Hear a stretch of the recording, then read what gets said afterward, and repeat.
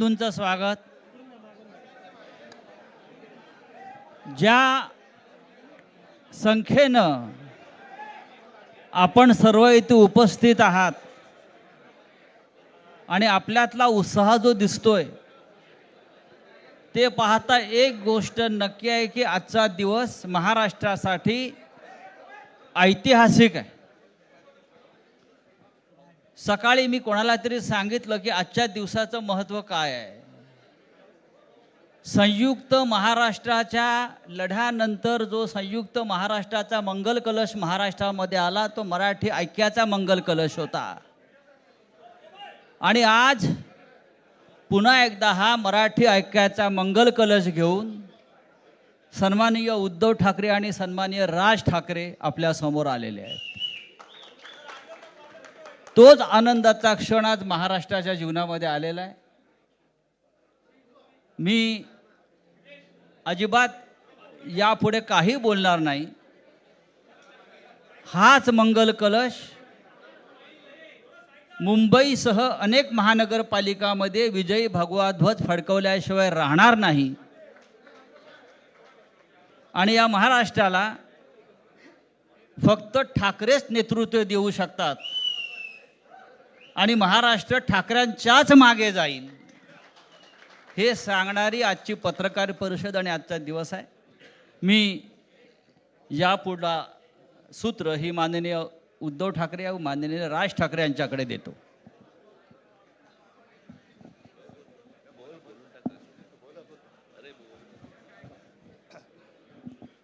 बघा एवढं आमचं एकमत झालेलं आहे. सर्वांचं स्वागत करतोय. आणि आता संजय राऊत यांनी संयुक्त महाराष्ट्राच्या लढ्याची आठवण करून दिली. तो जो मंगल कलश आणला गेला तो काही सत्यनारायणाच्या पूजेसारखा आणला गेला नाही. त्याच्या मागे खूप मोठा संघर्ष झालेला आहे. 105 107 किंवा त्याहूनही जास्त मराठी माणसांनी बलिदान देऊन मुंबई महाराष्ट्राला मिळवून दिली आणि त्याची आठवण आज होणं स्वाभाविक आहे. कारण आम्ही आज दोघेही इथे बसलेलो आहोत ठाकरे बंधू. आमच्या दोघांचेही आजोबा प्रबोधनकार हे संयुक्त महाराष्ट्राच्या लढ्यामध्ये पहिल्या 5 सेनापतींमधले एक सेनापती. त्यांच्यासोबत माझे वडील म्हणजे शिवसेना प्रमुख हिंदू हृदय सम्राट बाळासाहेब ठाकरे, राजचे वडील म्हणजे माझे काका श्रीकांतजी ठाकरे, म्हणजे अख्खं ठाकरे घराणं त्यावेळेला मुंबईसाठी संघर्ष करत होता. त्याच्यानंतरचा इतिहास मी काही आता तुम्हाला सांगत बसत नाही. पण मुंबई महाराष्ट्राने मिळवल्यानंतर मुंबईमध्येच मराठी माणसाच्या उरावरती उपरे नाचायला लागले आणि त्यावेळेला न्याय हक्कासाठी शिवसेना प्रमुखांना शिवसेनेला जन्म द्यावा लागला. साधारणतः 60-65 वर्ष आता होतील. पुढच्या वर्षी शिवसेनेला 60 वर्ष होतील.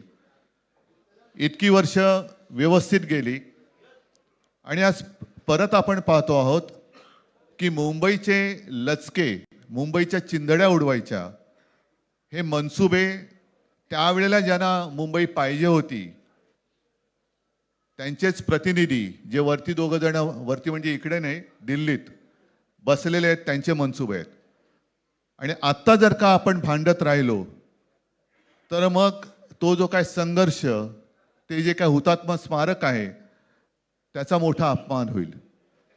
आज आम्ही आमचं कर्तव्य म्हणून एकत्र आलेलो आहोत आणि मी मागेच म्हटलं एकत्र आलो आहोत ते एकत्र राहण्यासाठी. यापुढे मुंबईवरती आणि महाराष्ट्रावरती कोणी वाकड्या नजरेने किंवा त्यांच्या कपटी कारस्थानाने महाराष्ट्राला मुंबईपासून किंवा मुंबईला महाराष्ट्रापासून, मराठी माणसापासून तोडण्याचा प्रयत्न करेल त्याचा राजकारणात खात्मा केल्याशिवाय राहणार नाही. शपथ घेऊन आम्ही मैदानात उतरलेलो आहोत. उत्साह अमाप आहे. मी तुमच्या सर्वांच्या माध्यमातून, मला कल्पना आहे की आज केवळ महाराष्ट्रच नाही तर अख्खा देश बघतोय. मी सर्वांना विनंती करतोय, आवाहन करतोय आणि एक सूचना सुद्धा करतोय, कारण मागे विधानसभेच्या वेळेला भारतीय जनता पक्षाने जो एक अपप्रचार केला होता, बटेंगे तो कटेंगे, तसंच मी मराठी माणसाला सांगतोय की आता जर का चुकाल तर संपाल, आता जर का फुटाल तर पूर्णपणे संपून जाल. म्हणून परत एकदा तुटू नका, फुटू नका आणि मराठीचा वसा टाकू नका, हाच एक संदेश मी आमच्या आज दोघांच्या युतीच्या निमित्ताने संपूर्ण महाराष्ट्राला देतो आहे. आणि मला खात्री आहे की मराठी माणूस हा सहसा कोणाच्या वाटेला जात नाही, पण त्याच्या वाटेला जर का कोणी आलाच तर त्याला परत जाऊ देत नाही. मी सगळ्यांना परत मनापासून धन्यवाद देतो. आणि राज,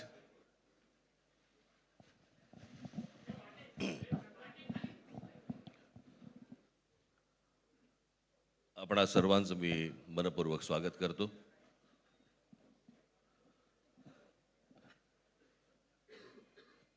जे काय बाकी बोलायचं आहे ते सगळं जाहीर सभा जेव्हा सुरू होतील त्यावेळेला बोलूच आम्ही. परंतु माझी एक मुलाखत झाली होती आणि मी मुद्दामून आठवण करून देतो त्या गोष्टींची. आणि त्या मुलाखतीमध्ये मी असं म्हटलं होतं की कुठल्याही वादापेक्षा आणि भांडणापेक्षा महाराष्ट्र मोठा आहे. आणि मला असं वाटतं तिथून त्या आज आम्ही एकत्र येण्याची सुरुवात त्या वाक्यापासून झाली.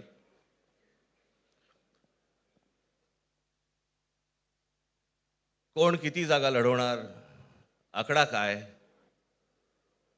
हा नाही सांगणार तुम्हाला.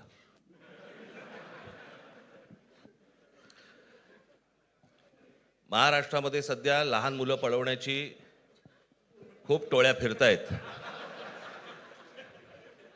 त्याच्यामध्ये 2 टोळ्या अजून जास्ती ॲड झालेल्या आहेत.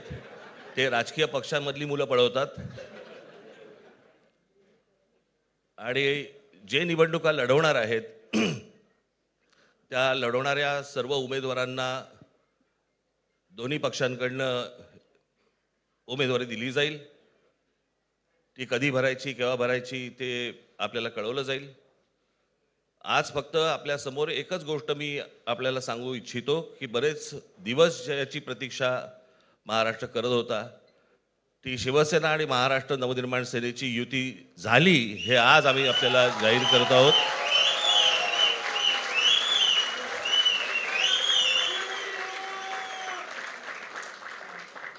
धन्यवाद.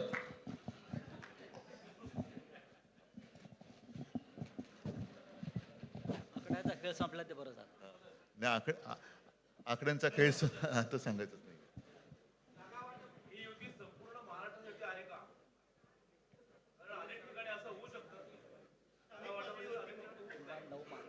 अजून अजून बाकीच्या महापालिकांमध्ये सुद्धा कालपर्यंत युती झालेली, जशी नाशिकमध्ये झालेली आहे, बाकीच्या ज्या महापालिका आहेत त्यांची सुद्धा त्यांच्या तिथल्याही युतीवरती आज उद्याच शिक्कामोर्तब होईल.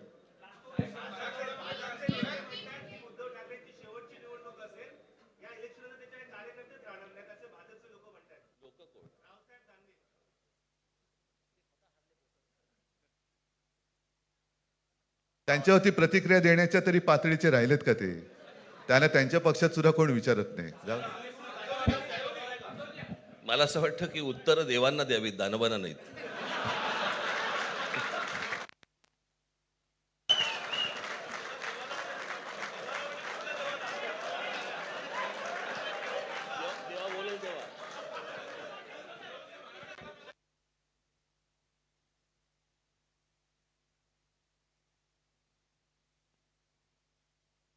मुंबईचा महापौर मराठीच होणार आणि तो आमचाच होणार.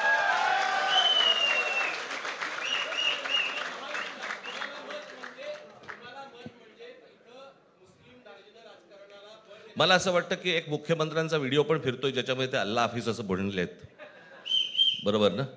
तर या गोष्टी त्यांनी सांगू नयेत. माझ्याकडे खूप व्हिडिओज आहेत.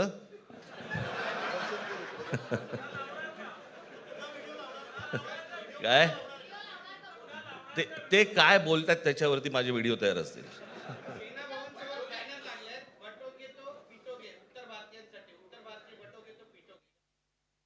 म्हणायचं काय म्हणायचं त्याच्यावर सगळ्यावर कसं बोलायचं रे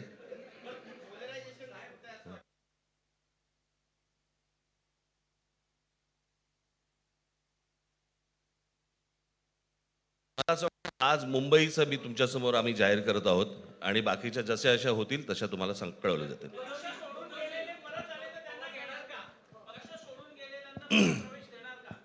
मग कोण गेलेत?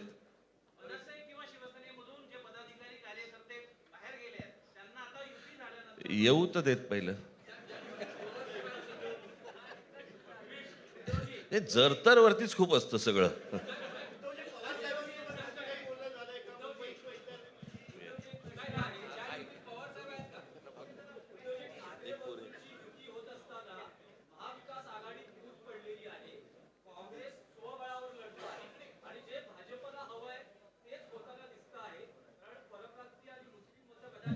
आ- भाजपला काय हवंय ते भाजपने पाहावं, मराठी माणसाला काय पाहिजे ते आम्ही पाहतो.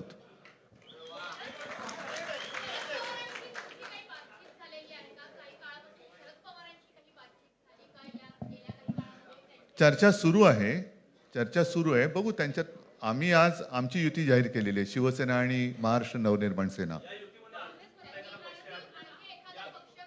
जे जे महाराष्ट्र प्रेमी आहेत त्याच्यात काही भाजपातले सुद्धा अस्सल मराठी आहेत, ते सुद्धा येऊ शकतात.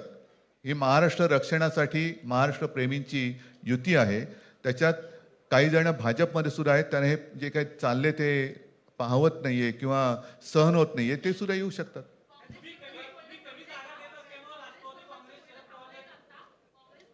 काँग्रेसने जर जाहीर केलं ना, हो मग आता म्हणजे आणखीन काय बोलायचं, तोडलं का तोडलं का.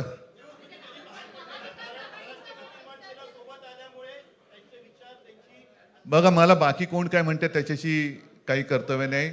मी परत एकदा सांगितलं, महाराष्ट्राला आणि मराठी माणसाला काय पाहिजे ते आम्ही दोघं बघतो.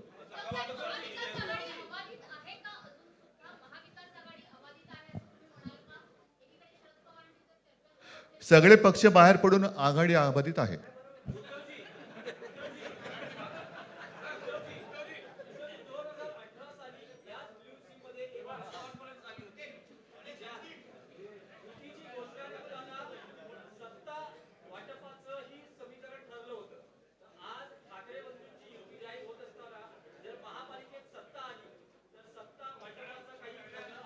त्यावेळेला आम्ही हा निर्णय जाहीर केला होता आणि नंतर काय झालं तुम्हाला माहिती आहे. म्हणून आज आम्ही तो निर्णय जाहीर करत नाही आहोत.